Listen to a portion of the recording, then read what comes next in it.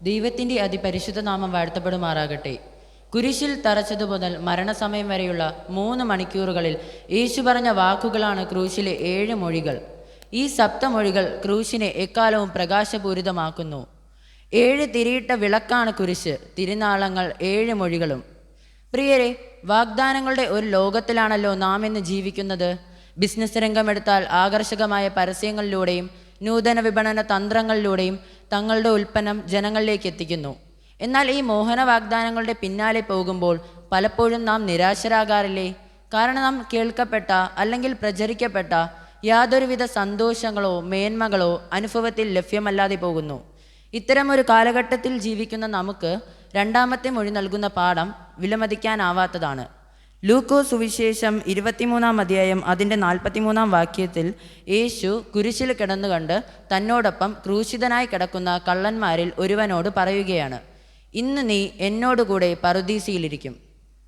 പ്രിയരെ, കാൽവരിയിലേക്ക് നാം നോക്കുമ്പോൾ 3 കുരിശുകൾ കാണുവാൻ സാധിക്കും. ഒന്നാമത്തേത് മറുതലപ്പിൻ്റെ കുരിശ്, രണ്ടാമത്തേത് അനുതാപത്തിൻ്റെ കുരിശ്, മൂന്നാമത്തേത് വീണ്ടെടുപ്പിൻ്റെ കുരിശ്. ഇതിൽ യേശു വഹിച്ച കുരിശ് വീണ്ടെടുപ്പിൻ്റെ കുരിശാണ്. ക്രൂശിലെ രണ്ടാമത്തെ മൊഴിയിലൂടെ നാം യാത്ര ചെയ്യുമ്പോൾ ഈ മൊഴി ഒരു പ്രവചന നിവൃത്തീകരണം എന്ന് മനസ്സിലാക്കാം.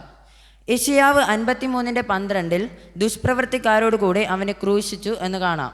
മർക്കോസ് സുവിശേഷം 15:28 അവൻ 2 കള്ളന്മാരെ, ഒരുത്തനെ വലത്തും ഒരുത്തനെ ഇടത്തുമായി യേശുവിനോട് കൂടെ ക്രൂശിച്ചു. അധർമ്മികളുടെ കൂട്ടത്തിൽ അവനെ എണ്ണി എന്നുള്ള തിരുവെഴുത്തിൻ്റെ നിവൃത്തീകരണം ഇവിടെ കാണാം. ക്രൂശിലെ രണ്ടാമത്തെ മൊഴി ശ്രദ്ധിക്കുമ്പോൾ 2 കള്ളന്മാരുടെ പ്രതികരണങ്ങളാണ് ഇവിടെ കാണുവാൻ കഴിയുന്നത്. മനുഷ്യജീവിതത്തിലെ 2 സ്വഭാവ സവിശേഷതകളുടെ പ്രതീകമല്ലേ ഇവർ രണ്ടുപേരും? ലൂക്കോസ് സുവിശേഷം 23-ാം അധ്യായം 39 മുതൽ 45 വരെയുള്ള വാക്യങ്ങളിലേക്ക് വരുമ്പോൾ ഇവിടെ ദുഷ്പ്രവൃത്തിക്കാരനായ ഒന്നാമത്തെ കള്ളൻ പറയുകയാണ്, നീ ദൈവപുത്രനെങ്കിൽ, നീ രാജാവെങ്കിൽ, നീ ഒരു ദൈവമെങ്കിൽ നീ ആദ്യം നിന്നെ രക്ഷിക്കുക, എന്നിട്ട് നീ ഞങ്ങളെയും രക്ഷിക്കുക. ഈ മനുഷ്യൻ യേശുവിനെക്കുറിച്ച് നേരത്തെ തന്നെ കേട്ടിട്ടുണ്ട്. യേശു ദൈവപുത്രനെന്നും താൻ അനേകം അത്ഭുതങ്ങളും അടയാളങ്ങളും ചെയ്തിട്ടുണ്ടെന്നും മരിച്ചവരെ പോലും ഉയർപ്പിച്ചിട്ടുണ്ടെന്നുമെല്ലാം താൻ തൻ്റെ ജീവിതയാത്രയിൽ കേട്ടിട്ടുണ്ട്, അറിഞ്ഞിട്ടുണ്ട്. എന്നാൽ തന്നിൽ അലിഞ്ഞു ചേർന്നൊരു സ്വഭാവമുണ്ട്. മറ്റുള്ളവരെ കുറ്റപ്പെടുത്തുക, മറ്റുള്ളവരെ കളിയാക്കുക, മറ്റുള്ളവരെ വേദനിപ്പിക്കുക, സ്വയം നീതീകരിക്കുക.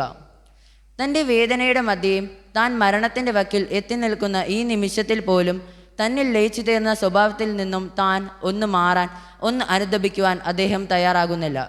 പ്രിയരെ, നാമും പലപ്പോഴും ക്രൂശിലെ ഒന്നാമത്തെ കള്ളനെ പോലെയല്ലേ? അറിഞ്ഞും അറിയാതെയും ഈ സ്വഭാവം നമ്മിലും എത്തപ്പെട്ടിട്ടില്ലേ? നാം എത്ര തന്നെ ബുദ്ധിമുട്ട് അനുഭവിച്ചാലും, എത്ര തന്നെ കഷ്ടപ്പാടുകളും പ്രയാസങ്ങളും നമുക്ക് നേരിട്ടാലും മറ്റൊരാളുടെ വേദന കണ്ടിട്ട് അതിൽ സന്തോഷിക്കുക, അവനെ കളിയാക്കുക, അവനെ വേദനിപ്പിക്കുക, ഇത് നമ്മിലും അലിഞ്ഞു ചേർന്നിട്ടുള്ള സ്വഭാവ സവിശേഷതകളല്ലേ? പ്രിയരെ, ഇതിലേതെങ്കിലും സ്വഭാവത്തിൻ്റെ ഒരംശം എന്നിൽ കടന്നുകൂടിയിട്ടുണ്ടെങ്കിൽ ഈ പരിശുദ്ധ ദിനത്തിൽ ദൈവസന്നിധിയിലേക്ക് ഏറ്റുപറയാം, നിരപ്പിൻ്റെ അനുഭവത്തിലേക്ക് കടന്നു വരാം. ഒന്നാമത്തെയാളുടെ കുറ്റപ്പെടുത്തലുകളും കളിയാക്കലുകളും കേട്ടിട്ട് പ്രതികരിക്കുകയാണ് ക്രൂശിലെ രണ്ടാമത്തെ കള്ളൻ. നാം സമശിക്ഷാവിധിയിലാണ്. നാം കുറ്റം ചെയ്തിട്ടാണ് ഈ ശിക്ഷ അനുഭവിക്കുന്നത്. നാം ഈ ശിക്ഷയ്ക്ക് യോഗ്യരാണ്. എന്നാൽ യേശുവോ ഒരു കുറ്റവും ചെയ്തിട്ടില്ല. ഇവിടെ യേശുവിനെ കുറിച്ച് വളരെ വ്യക്തമായി അറിയാവുന്ന കള്ളനാണ് അനുതാപത്തിൻ്റെ കുരിശിൽ കിടക്കുന്ന കള്ളനും. പ്രിയരെ, നമ്മുടെ കുറ്റങ്ങളെയും കുറവുകളെയും പാപ സ്വഭാവങ്ങളെയും സ്വയം നീതീകരിക്കുകയല്ല വേണ്ട, തന്നെ കാൽവരിയിൽ സമർപ്പിക്കുന്ന ഒരു മനോഭാവം നമ്മിലും ഉണ്ടാകണം. ഇവിടെ കുരിശിൽ കിടന്ന കള്ളൻ യേശുവിനെ സാക്ഷിക്കുകയല്ലേ ചെയ്യുന്നത്? ഇവൻ തെറ്റൊന്നും ചെയ്തിട്ടില്ല, ഇവൻ ദൈവപുത്രനാണ്. വേദനയുടെ നടുവിലും ത്യാഗത്തിൻ്റെ